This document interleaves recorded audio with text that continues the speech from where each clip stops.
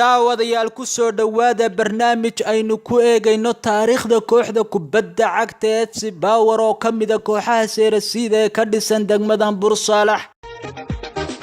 ma ogtahay bulsho qanuuniyo caan markay baratan tahay lagama badsho ana Power kule waxaan ahay Puntland ana Power kule waxaan ahay Puntland kooxda kubadda cagta ee FC Power waxaa la aasaasay sanadkii 2013 kooxda waxaa awil loo jiray FC Barwaaqo. kooxda kubadda cagta ee FC Power macalinkoodu horeeyay waa Maqtal Mukhtaar kaasi oo kooxda ilaa hadda hogaamiya. ciyaaryahano badan oo degmada laga qadariyay ayaa u soo dheelay kooxda kubadda cagta ee FC Power. guulo badan ayay kooxdu gaartay, sidoo kale koob kala duwan ayay ku guuleystay intii kooxdu ay jirtay.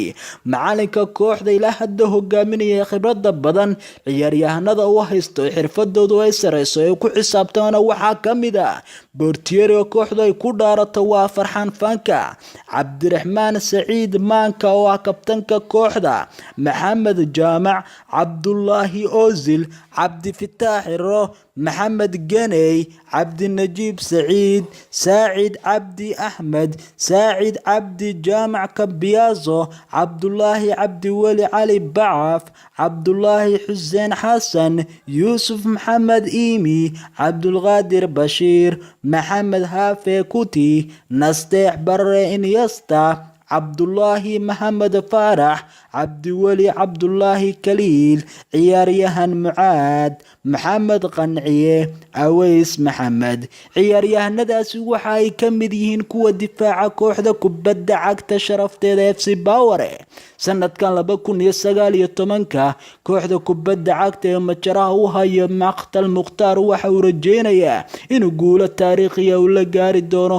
kooxdu waxay kamid tahay kooxaha ugu banooniga qurxoon kooxaha Seerasiida ee ka dhisan degmada Bursalax. daawadayaal barnaamijkeenu ku eegayna taariikhda kooxda kubadda cagta FC Power waa naga intaas. barnaamijka waxaa soo saaray lana socodsiinayay anigoo awriya jaamac Germany. dhanka farsamada waxa iga habeenayay farsamo yaqaanka faraha fudud Axmed Shaaciro. waxaan leeyahay kooxda kubadda cagta FC Power taageero badan baa garabkiina taagane iyo waliba heestii hibaaq.